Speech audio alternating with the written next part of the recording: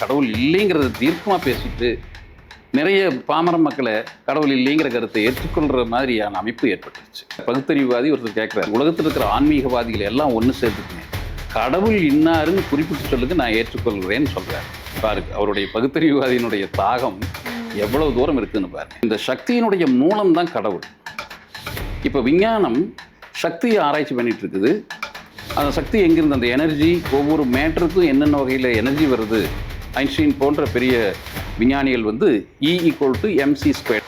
இப்போ அவங்களுக்கு பொருளாதாரம் இருக்கும், உடலில் நோய் இருக்காது, நன்மைகளை அனுபவிக்க வேண்டுங்கிற கட்டாயம் இருக்கும். அப்படிப்பட்ட நிலையில் நன்மைகளை அனுபவிச்சுட்டு இருக்கிறவங்களுக்கு இது எந்த காலத்துலையுமே பயன் தராது. ஆத்மா வணக்கம். ஆத்மா வணக்கம். இப்போ ஒவ்வொருத்தருமே என்லைட்மெண்ட் ஆகிறதுக்கான ஸ்டெப்ஸில் ஃபஸ்ட்டு ஸ்டெப் எது அப்படின்னு பேசினோம். அப்போ அதில் வந்து நம்ம மனசுக்குள்ளே தோன்ற கொஷின்ஸ், நம்மளோட தேடல் தான் ஃபஸ்ட்டு ஸ்டெப்பாக இருக்குங்கிற மாதிரி ஒரு டாக் வந்துச்சுங்க. இப்போ அந்த கேள்விகளை நம்ம எப்படி அகெயின் இம்ப்ரூவ் பண்ணி எப்படி நெக்ஸ்ட் ஸ்டெப்புக்கு போகிறதுங்க? ஒவ்வொரு மனிதனுமே இறைவனால் படைக்கப்பட்ட நிலையில் இந்த உலகத்தில் வாழ்க்கை அமைக்கப்பட்டிருக்கு. இந்த வாழ்க்கைங்கிறது ஒரு மிகப்பெரிய பாடம். இந்த வாழ்க்கைங்கிறது மிகப்பெரிய பாடமாக இருக்குது. ஏன் இறைவன் படைச்சிருக்கிறார் அப்படின்னா, இல்லை ஏன் நம்ம இங்கே உருவாகிருக்கிறோம் வந்திருக்கிறோம் அப்படின்னா, நம்ம முன்னால் செய்த கர்மாஸ், வினைகள், செயல்கள், கர்மா, அப்படி எப்படி வேணாலும் சொல்லலாம். அது செய்ததுக்கு காரணம் சில நன்மைகள் அடையணும், சுகத்தை பெறணும், பல நன்மைகளையும் சுகத்தையும் பெற்று வாழ்க்கையில் முழுமை பெறணுங்கிற நோக்கத்தில் நம்ம பல செயல்களை, வினைகளை செஞ்சுருக்கிறோம். அப்படி செஞ்சிட்டு இருந்ததில் நம்ம முழுமையான அமைதி பெறல, முழுமையான சுகம் பெறாதனால தான் அதன் தொடர்ச்சியாக மீண்டும் நம்ம இந்த பிறப்பை எடுத்துருக்குறோம். இப்போ எடுத்து மீண்டும் அந்த சுகத்தை நோக்கி, முழுமையை நோக்கி நம்ம பயணிக்கிறது தான் இந்த வாழ்க்கையாக இருக்குது.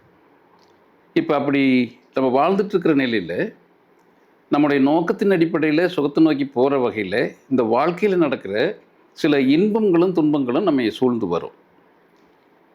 ஏன்னா முழுமைங்கிறது வேறாக இருக்கிற போது குறைபட்ட நிலையில் இன்பமும் துன்பமும் எல்லா மனிதரையும் சூழ்ந்து கட்டாயம் சூழ்ந்து வரும். அப்போ இன்பம் வரும்போதெல்லாம் ஒவ்வொரு மனிதனுமே ஒவ்வொரு விஷயத்துலையும் ஆனந்தப்பட்டுருவான், மகிழ்ச்சி கொண்டு சந்தோஷப்பட்டுருவான். கண்டிப்பாக. எப்போவெல்லாம் துன்பம் வருதோ அப்போ மனிதன் வந்து ஆழ்ந்து சிந்திக்கிறதுக்கான வாய்ப்பு கிடைக்குது. இதுதான் நம்மை கொண்டே, நம்முடைய கர்மங்களை கொண்டே, நம்முடைய வாழ்க்கையில் நாமே துன்பத்தை அனுபவித்து நாமே சிந்திக்கிறதுக்கான அமைப்பை இறைவன் ஏற்படுத்தியிருக்கார். இது இயற்கை ஏற்படுத்தியிருக்குன்னு சொல்லலாம். அப்படி துன்பங்கள் அனுபவிக்கிற போது ஆழ்ந்து சிந்திக்கிறான். அப்படி ஆழ்ந்து சிந்திக்கிற போது தான் இன்பம் வந்தது அனுபவித்தோமே, ஏன் இந்த துன்பம் வந்தது அப்படிங்கிற ஒரு கேள்வி ஒவ்வொரு மனிதனுக்கும் தொடக்கத்திலிருந்தே வர ஆரம்பிக்குது. அதன் காரணமாக அந்த கேள்விக்கு பதில் தெரிய வேண்டி ஒவ்வொரு மனிதனும் பல கோணத்தில் வாழ்க்கை பாடத்திலேயே வாழ்க்கையில் பல அனுபவங்களை பெறதுக்கான வாழ்க்கை வழிமுறைகளை சூஸ் பண்ணுறதும், இந்த கேள்விகளுக்கு ஏதாவது பதில் கிடைக்குமான்னு சொல்லிட்டு நூல்கள் வாயிலாக அனுபவசாலிகளுடைய வார்த்தைகளை நூல்கள் வாயிலாக தேடுறதும், இல்லை அனுபவசாலிகளை நேரில் சந்தித்து அவங்ககிட்ட டிஸ்கஸ் பண்ணுறதும், இந்த மாதிரி பல கோணங்களில், ஒரு கோணம் அல்ல பற்பல கோணங்களில் ஒரு மனிதன் பல கேள்விகளை தனக்குத்தானே ஏற்படுத்தி கொண்டு அத்தனை கேள்விகளுக்கும் பதிலை தேடி பல கோணங்களில் பயணிக்கிறது தான் இந்த முழுமையடையிற்கு என்லைட்டன் ஆகிறதுக்கான வழிமுறைகளாக காலகாலமாக இருந்துட்டு வருது. இப்போ அதை பொறுத்துங்க ஒரு ஸ்டெப் எடுத்து வைக்கணும், நம்மளுக்குள்ளே இருக்கிற எண்ணங்களுக்கு ஒரு சொல்யூஷனாக தேடி போகிறதுல நூல்கள் வாயிலாக கற்றுக்கிறது, இல்லை ஒரு குரு மூலியமாக கற்றுக்கிறது, இல்லை அவங்கவுங்க மனதவே அவங்கவுங்க ஸ்டடி பண்ணுறது, இந்த மாதிரி எந்த பாத் எடுத்தால் ஒவ்வொருத்தரும் இம்ப்ரூவ் ஆகிறதுக்கு ஒரு சான்ஸ் இருக்குங்க? ரொம்ப நல்ல அருமையான கேள்வி. 3 வகையிலையும் நூல்கள் வாயிலா அல்லது அனுபவசாலிகள் வாயிலா அல்லது அவரவர் மனதினுடைய, அவரவர் மனதுன்னா அவரவருடைய வாழ்க்கையில் ஏற்படுற அனுபவங்கள் வாயிலாக போகிறதுங்கிறது கேள்வி கேட்குறதுக்கே ஒரு தன்மை தேவைப்படுது.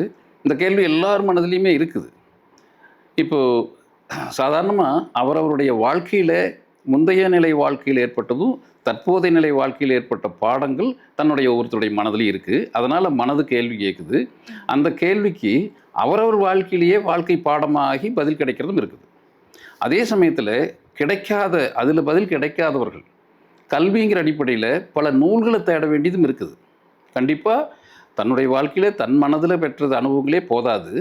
அதனால் பிறருடைய வாழ்க்கையில் ஏற்பட்ட அனுபவங்களையும் பிறருடைய வாழ்க்கையில் தான் பெற்றுட்ட முழுமை நிலையை பெற்றதனுடைய வழிமுறைகளையும் சொல்லி வச்சுருக்கிற நூல்களை நிச்சயமாக நம்ம சார்ந்து தான் போக வேண்டியது இருக்குது. அதுக்கு பேர் கல்வின்னு பேர்.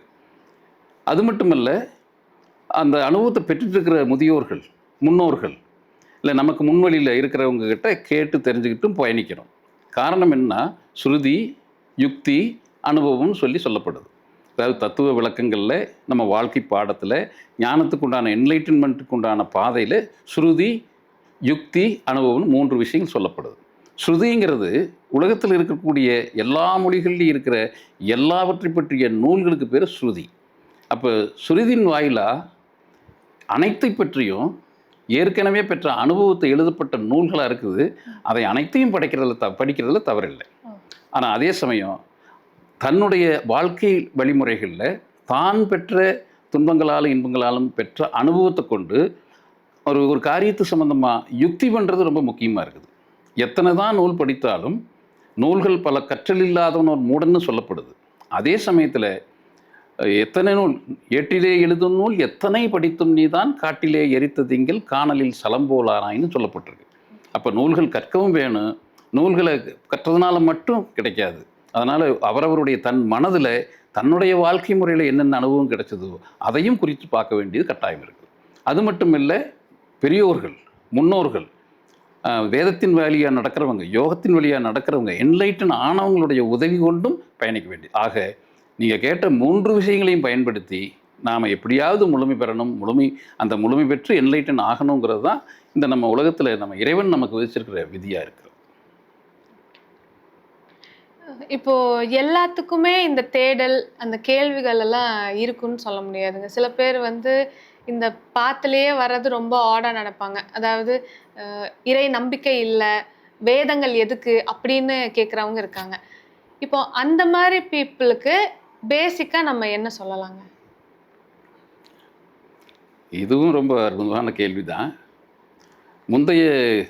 நம்ம வாழ்க்கையினுடைய முந்தைய கர்மங்களை, முந்தைய ஜென்மம்னு எடுத்துக்கலாம், முந்தைய கர்மம்னு எடுத்துக்கலாம், முந்தைய வினைகள், செயல்கள், இதெல்லாம் நல்ல வினைகளாக செய்திருந்தோம் அப்படின்னா, எவ்வளவுக்கு எவ்வளவு நம்ம நல்ல வினைகளை செய்கிறோமோ, நான் சொல்லி தன்முனைப்போட எவ்வளவு நல்ல வினைகளை செஞ்சாலும் அதுக்கு இன்ரிட்டன் இந்த பிரபஞ்சத்தில் இறைவன் புறத்திலிருந்து இன்ரிட்டன் நன்மைகள் நம்மை வந்து சேரும். இப்போ முந்தைய ஜென்மத்தில் யாரெல்லாம் நற்கர்மங்கள் செய்திருந்தாங்களோ அவர்கள் அனைவரும் இந்த ஜென்மத்தில் அந்த நற்கர்மங்களின் காலமான நற்கூலியாக இங்கே நல்ல விஷயங்களை அனுபவிக்கிறதுக்கு இங்கே வந்திருப்பாங்க. இப்போ அவங்களுக்கு பொருளாதாரம் இருக்கும், உடலில் நோய் இருக்காது, நன்மைகளை அனுபவிக்க வேண்டுங்கிற கட்டாயம் இருக்கும். அப்படிப்பட்ட நிலையில் நன்மைகளை அனுபவிச்சுட்டு இருக்கிறவங்களுக்கு இது எந்த காலத்துலையுமே பயன் தராது. காரணம், எப்போ அவங்களுக்கு துன்பம் வந்து தீண்டுதோ, அவருடைய நற்கர்மத்துக்கு உண்டான கூலி நன்மைகள் முடிவடையுதோ, அப்போ தான் அவங்க இதை பற்றியே திரும்பி பார்ப்பாங்க. ஒன்று. இரண்டாவது, இது எல்லா மனிதர்களுக்கும் சேருமானா சேராது. குழந்தைகள் அவங்களுடைய நோக்கமே வேறு கோணத்தில் இருக்கும். விளையாட்டு, என்டர்டெயின்மெண்ட் மாதிரியான விஷயங்கள், நல்லா சாப்பிட்றது, விரும்பியதை சாப்பிட்றது, ஓடி ஆடி விளையாடுறது, நல்லா தூங்குறது, ஃப்ரெண்ட்ஸ், இப்படி சினிமா, ட்ராமான்னு பயணிக்கும். இப்போ அவர்களும் இது போன்ற கேள்விகளுக்கு பக்கம் திரும்பவே மாட்டாங்க. அப்போது பொருளாதார வசதியில் சிறப்பாக வாழ்கிறவங்களும், இளமையோடு இருக்கிறவங்களும், சுகத்தோடு இருக்கிறவங்களும், இந்த தேடுதல் இல்லாதவங்க, துன்பம் வந்து ரொம்ப சுட்டாத்தான், துன்பமே வந்தால் கூட அதையுமே பொருட்படுத்தாமல் பயணிக்கிறவங்களும் இருக்காங்க. அப்படி இது எல்லா மனிதர்களுக்குமான அமைப்பாக நிச்சயமாக இருக்காது, எப்பொழுதுமே இருக்காதுங்கிறத நம்ம தெரிஞ்சுக்கின்ற வேண்டியது இருக்குது. ரொம்ப நல்ல விளக்கங்க. இப்போ ஏன்னா எல்லாரும் இப்போ இந்த வழியில் இருக்கிறவங்க எல்லாரும் பேசிக்காக என்ன சொல்லுவாங்கன்னா, குழந்தைகளாகட்டும் எல்லாருமே வரணும், அவங்களுக்குள்ள இருக்கணும்னு சொல்லுவாங்க. ஆனால் அவங்க இயல்பில் புரிஞ்சுட்டு அவங்களுக்குன்னு ஒரு ஸ்டேஜ் வரும் அப்படின்றது நீங்கள் நல்ல வகையாக எக்ஸ்பிளைன் பண்ணீங்க. இப்போது இன்னொன்று, இந்த வழியிலையும் வராமல் அவங்கவுங்க மைண்டு, அவங்கவுங்க மனசை வந்து எப்படியெல்லாம் திங்க் பண்ணுது, எப்படியெல்லாம் வேலை செய்யுது அப்படிங்கிறத பொறுத்து ரிவர்ஸ் பேட்டர்ன் மாதிரி போவாங்க இல்லைங்களா? அதாவது படித்து தெரிஞ்சுக்கிறத விட தான் மனசு எப்படி வேலை செய்யுது, நம்ம அந்த இடத்துல எப்படி இருக்கணும் அப்படின்னு சில பேர் வந்து ஓஷோ அந்த மாதிரியான ஒரு சில பேரோட கைடன்ஸில் அந்த வழியில் போவாங்க. இப்போ அந்த நிலைய உங்க பாயிண்ட் ஆஃப் வியூல நீங்க என்ன நினைக்கிறீங்க? இது மனிதர்கள் வந்து பல பல மாதிரியான மனிதர்கள் பல விதங்களில் இப்போ நீங்கள் சொல்கிற மாதிரி பல விதங்களில் ஒவ்வொருத்தருடைய கொட்டேஷன்ஸ் எடுத்துகிட்டு ஓஷோ சொல்கிறாரு அப்படின்னு சொல்லிட்டு ஒரு வாழ்க்கை வழிமுறைக்கு ஓஷோ சொல்கிறத மேட்ச் பண்ணுவாங்க. ஒரு சிலது திருவள்ளுவர் சொல்கிறத மேட்ச் பண்ணுவாங்க. ஒரு மனிதனே ஒரு விஷயத்திற்காக திருவள்ளுவரதை மேட்ச் பண்ணுவாங்க. அவரே இன்னொரு வாழ்க்கை சமாச்சாரத்துக்கு ஓஷோ சம்மந்தமாக கனெக்ட் பண்ணுவாங்க. இப்படி கலெக்ஷன் ஆஃப் ஐடியாஸ் இவங்க தான் வாழ்க்கையில் பெற்ற அனுபவங்களை துன்பங்களை தாண்டுவதற்கு தேவையான பாடங்களை பல்வேறு ஞானம் பெற்றவர்கள் என்லைட்டன் பீப்புள் சொன்ன கருத்துக்களை கோர்த்து அவரவர்கள் தனக்கு தகுந்த மாதிரி அதை ஒரு மாலையாக பயன்படுத்தி இவர்கள் என்லைட்டன் நோக்கி பயணிக்கிற பழக்கம் உண்டு. ஆனால் அது ஒரு முடிவை தராது. காரணம் என்ன அப்படின்னா, ஒரு ஒரு ஒரு காரியம் செய்யணும் அப்படின்னா அந்த காரியம் சார்ந்து ஒரு மனிதனுடைய கருத்து ஒன்றாகவும் மற்றொரு மனிதனுடைய கருத்து இன்னொன்றாகவும் இருக்கிற போது, இப்போ 2 மனிதர்களுடைய கருத்து 2 காரியத்திற்காக பயன்படுத்தப்படுற போது அது முழுமையை தராது. ஆக ஒவ்வொரு மனிதனுமே அதை என்லைட்டன் பீப்புள் சொன்னதை கவனிக்கலாமே ஒழிய தான் ஒரு பாதையில் சென்று உடலை எப்படி பராமரிக்கணும், மனதை எப்படி பக்குவப்படுத்திக்கணும், உயிரை எப்படி முழுமையாக இருக்கிற மாதிரி பக்தி பண்ணணுங்கிற விஷயங்களை தெரிஞ்சு பல்வேறு என்லைட்டன் பீப்புளுடைய கருத்துக்களை எடுத்தாலும் தன் மனதையும் தன் உடலையும் தன் உயிரையும் பாதுகாக்கும் வழிமுறைகளை அவரவரே தெரிந்து கொள்கிற போது தான் அது ஒரு முழுமையான என்லைட்டன்மெண்ட்னு சொல்கிறோம்.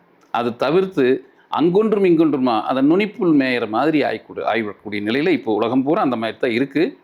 ஒவ்வொருத்தரும் ஒவ்வொரு டெக்னிக் பேசுகிற மாதிரியோ முழுமைக்குண்டானது யாருக்குமே தெரியாதமலும் அந்த ஒன்று முழுமைக்குண்டானதே இல்லைங்கிற கருத்தளவுக்கு உலகத்தினுடைய பயணம் போயிட்டுருக்கு. ரொம்ப நல்ல கருத்துங்க. இப்போ ஏத்திஸ்ட்னு ஒரு செட் ஆஃப் பீப்புள் இருக்காங்க.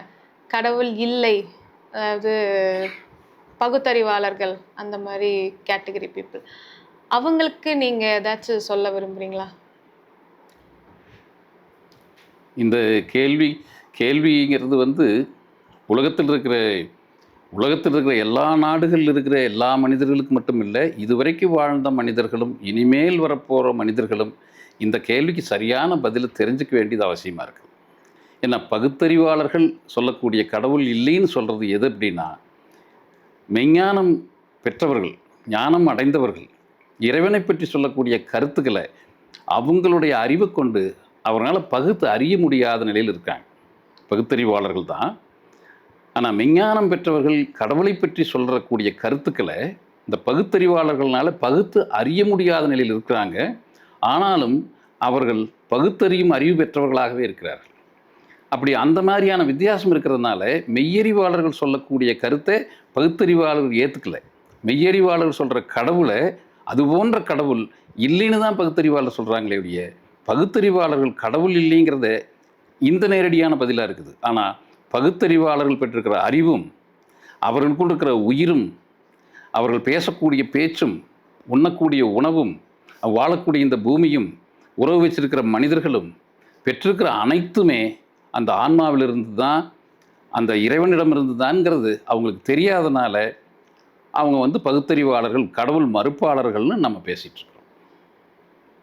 அப்போ அவங்க சொல்கிறது, அவங்களோட எண்ணங்கள் அதெல்லாம் ஒரு சைடு இருந்தாலும் எல்லாருமே ஒன்றை நோக்கி தான், ஒன்னால தான் உருவாகி ஒன்னால தான் வாழ்ந்துட்டு இருக்கோம் அப்படின்னு சொல்றீங்க இல்லைங்களா? கண்டிப்பாக. அதாவது வந்து ஒவ்வொரு இந்த அகிலாண்ட பிரம்மாண்டங்கள் எல்லாமே நீங்கள் சிறு சிறு அணுக்களா, பரமாணுக்களா, மிகச்சிறிய அணுக்களா, எவ்வளவுக்கு எவ்வளவு சிறிதாக அதை பிரிக்க முடியுமோ உடைக்க முடியுமோ அப்படி நீங்கள் உடைச்சிங்கன்னா அந்த உடைக்கப்பட்ட ஒவ்வொரு சிறு அணுவிலும் சிறு துகளிலும் இறைவனுடைய சாநித்தியம் இருக்குது.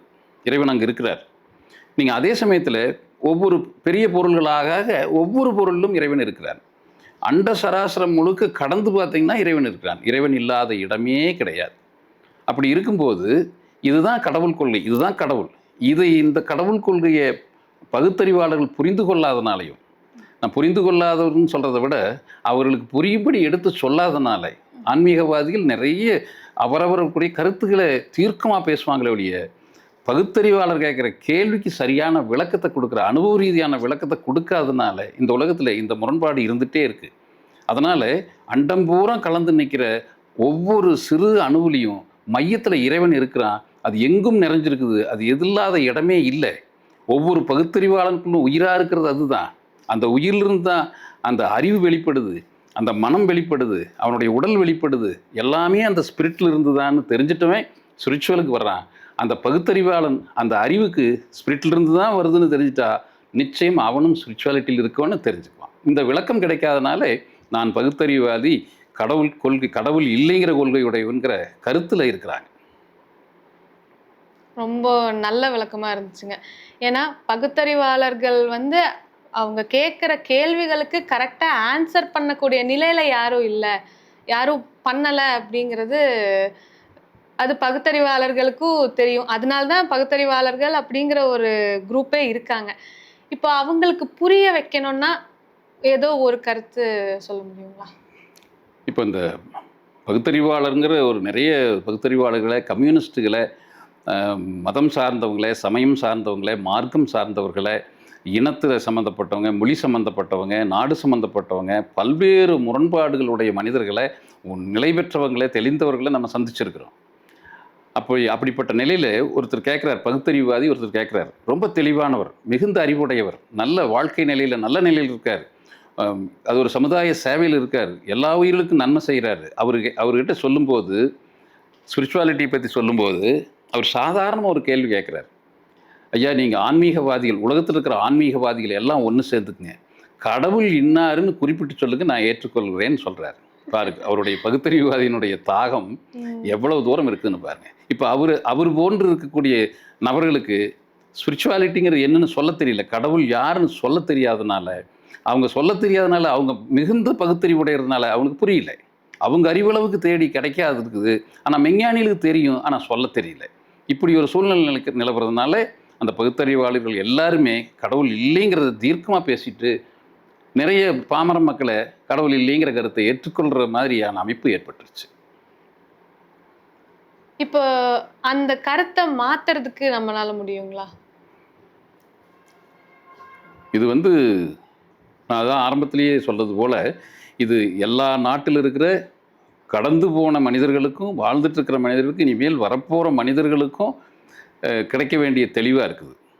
உண்மையிலே இது வரைக்கும் மதம் சார்ந்து நீங்கள் உலகத்தில் இருக்கக்கூடிய மத குருமார்களாகட்டும், இல்லை ஒரு மார்க்கத்தினுடைய தலைவர்களாக இருக்கட்டும், அல்லது கல்வியாளர்களாக இருக்கட்டும், பக்தியாளர்களாக இருக்கட்டும், நபிமார்களாக இருக்கட்டும், ஞானிகளாக இருக்கட்டும், அப்போஸ்தலர்களாக இருக்கட்டும், இப்படி எந்த விஷயமாக இருந்தாலும், யாராக இருந்தாலும் அவரவருடைய மார்க்கத்தில் பல மனிதர்களை தெளிவுபடுத்திட்டு, அவருடைய தன்மைக்கு தெளிவுபடுத்திட்டு, அவரவர் வாழ்க்கையை கம்ஃபர்டபுளாக வாழ்கிறதுனால, தலைவராகவும் கடவுள்களாகவும் எல்லாம் அவரவர் தன்னை உயர்த்திட்டு வாழ்கிறதுனால, இந்த பொதுவான கடவுளுங்கிற கருத்து பூரணமாக தெரியாதனால, அது சொல்லப்போனால் 5 குருடர்கள் யானை தடவுன கதையில் ஒவ்வொருவரும் யானை தான் தடவுறாங்க.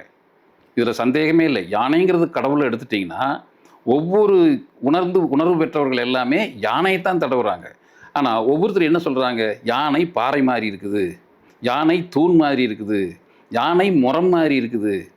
இதுபோல் எல்லோருமே யானை தான் தடவுறாங்களே ஒழிய, ஆனால் யானை பற்றி முழு விளக்கம், சரியான விளக்கம் இல்லாத காரணத்தினால கடவுளை பற்றிய கருத்து, தியரிட்டிக்கலான கருத்தோ, அதே சமயத்தில் உணர்வு ரீதியான கருத்தோ இந்த உலகத்தில் மனிதர்களுக்குள்ள கலங்கிய நிலையில் இருக்குது.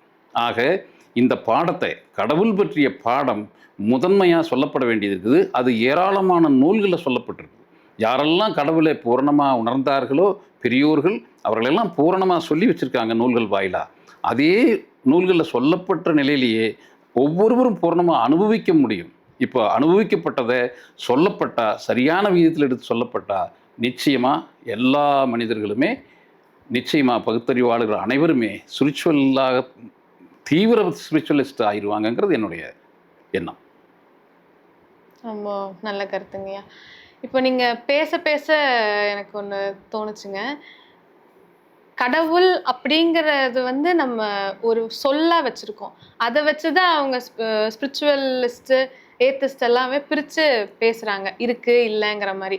ஆனா சயின்ஸ் படி பார்த்தா எனர்ஜி அப்படிங்கிறது இருக்குன்னு அது எல்லாருமே ஒத்துக்கிற மாதிரியான ஒரு நிலையில இருக்குங்க. அப்போ எனர்ஜியை வச்சு நம்ம கடவுளை வந்து ஏதாச்சும் எக்ஸ்பிளைன் பண்றதுக்கு வாய்ப்பு இருக்குங்களா? இதை பத்தி உங்களோட எனர்ஜி அப்படிங்கிறது கடவுள். நம்ம கடவுளை வந்து எனர்ஜியோட தொடர்புபடுத்தி கேட்குறீங்க கேள்வி வந்து கடவுளும் கடவுளுடைய எனர்ஜின்னு. அதாவது எனர்ஜிங்கிறது அது ஒரு சக்தின்னு சொல்கிறோம். இப்போ இந்த சக்தியினுடைய மூலம் தான் கடவுள். இப்போ விஞ்ஞானம் சக்தியை ஆராய்ச்சி பண்ணிட்டு இருக்குது. அந்த சக்தி எங்கிருந்து, அந்த எனர்ஜி ஒவ்வொரு மேட்டருக்கும் என்னென்ன வகையில் எனர்ஜி வருது. ஐன்ஸ்டீன் போன்ற பெரிய விஞ்ஞானிகள் வந்து E=mc² சொல்கிறாங்க. That is E is energy, M is mass, C is velocity of லைட்னு சொல்லிட்டு the energy is calculated by some formula. இப்போ இது வந்து ஐன்ஸ்டீனுடைய ஃபார்முலா எனர்ஜி கண்டுபிடிக்கிறது. பட் எனர்ஜியினுடைய மூலம் கடவுளாக இருக்கிறாருங்கிறத உணரணும். இது உணர்வு நிலையில் பார்க்கணும். அது கடவுளாகவும் கடவுள் அருவ நிலையில் இருக்கார். இப்போ அருவ நிலையில் இருக்கிறது இது விஞ்ஞானத்துக்கு எட்டாத பொருளா, ஏதாவது கருவியை வச்சு கண்டுபிடிக்கிறதாகவோ அல்லது வார்த்தையை வச்சு கண்டுபிடிக்கிறதாகவோ அல்லது சம் எக்ஸ்பிளனேஷன் வச்சு கண்டுபிடிக்கிறதாகவோ அந்த கடவுள் அமைப்பு இருந்தது அப்படின்னா மனிதர்கள் ஈஸியாக எல்லா மனிதர்களுமே கண்டுபிடிச்சிடலாம். கண்டுபிடிச்சி எல்லா மனிதர்களுக்கும் போட்டு படம் போட்டு காட்டிடலாம், சினிமா எடுக்கிற மாதிரி. அது எந்த ஒன்றுக்குமே கிடைக்காததா. நீ எந்த ஒன்று கண்டுபிடிச்சமோ அதுக்கு அப்பாலாக இருக்குது. சிவம்ங்கிறது கடவுளுங்கிறது மனித அறிவுக்கு மட்டுமல்ல, எதற்குமே எட்டாத ஒரு மூலப்பொருளாக, பெரும்பொருளாக, மறைபொருளாக, பரம்பொருளாக இருக்குது. ஆக அதை கண்டுபிடிக்க முடியாது. எப்படி கண்டுபிடிக்க முடியாதுன்னா விஞ்ஞானத்தால் கண்டுபிடிக்க முடியாது. ஆனால் விஞ்ஞானம் என்பது என்ன அப்படின்னா, ஒரு தனி மனிதன், ஒவ்வொரு தனி மனிதனுக்குள்ளும் உடல், மனம், உயிர், இந்த 3 பொருள் இறைவன் கொடுத்துருக்கார். இப்போ இந்த உடல் கடந்து அதற்கு மூலமாக இருக்கிற மனம் கடந்து இந்த இரண்டையும் இயக்கக்கூடிய அந்த உயிர் கடந்து உயிருக்கு சமயமாக, உயிரினுடைய தன்மை தெரிஞ்சாலே மிகப்பெரிய ஆச்சரியமாக இருக்குது நமக்கு. இப்போ உலகத்தில் பகவத்கீதையில் 15வது அத்தியாயத்தில் 10வது ஸ்லோகம் சொல்லுது, யார் ஒருவர் இந்த உலகத்தில் யாராக இருந்தாலும் சரி, இது வந்து முதல் அடிப்படையான ஒரு ஸ்லோகம். யாராக இருந்தாலும் சரி, அரசியல் தலைவர்களாக இருந்தாலும் சரி, நோபல் பிரைஸ் வின் பண்ணுறவங்களாக இருந்தாலும் சரி, மிகப்பெரிய டாக்டர்ஸாக இருந்தாலும் சரி, எவ்வளோ பெரிய மனிதர்களாக அரசராக இருந்தாலும் சரி, யாராக இருந்தாலுமே 15வது அத்தியாயத்தில் 10வது ஸ்லோகம் சொல்கிறபடி நாம் உடலோடு இருக்கும் பொழுதும் அனுபவிக்கும் பொழுதும் குணங்களோடு கூடியிருக்கும் பொழுதும் ஜீவனை அறியாதார் மூடர். இதுதான் அந்த ஸ்லோகம். அறிந்து கொண்டவர்கள் ஞானக்கண் உடையவர்கள் அறிந்து கொள்வார்கள். அப்போது ஒவ்வொரு தனி மனிதனுமே, நீங்கள் உடலோடு இருக்கிறீங்க, உடலோடு இருந்துகிட்ருக்குறோம், உடலை விடும் பொழுதும், உடலை விடுறது தூக்கத்தில் விடுறோம், மரணத்திலையும் விடுறோம், அந்த சூழ்நிலையிலையும் குணங்களோடு இருக்கிற பொழுதும் எல்லா விஷயத்தையும் அனுபவிக்கிற பொழுதும் அவரவர் தன் ஜீவனை அறிந்திருக்கணும். அப்படி ஜீவனை அறிந்து கொண்டால் மாத்திரமே, ஜீவன் வழியாகத்தான், ஜீவனை அறிந்து கொள்வதன் மூலமாகத்தான் இறைவனை அறிய முடியும்.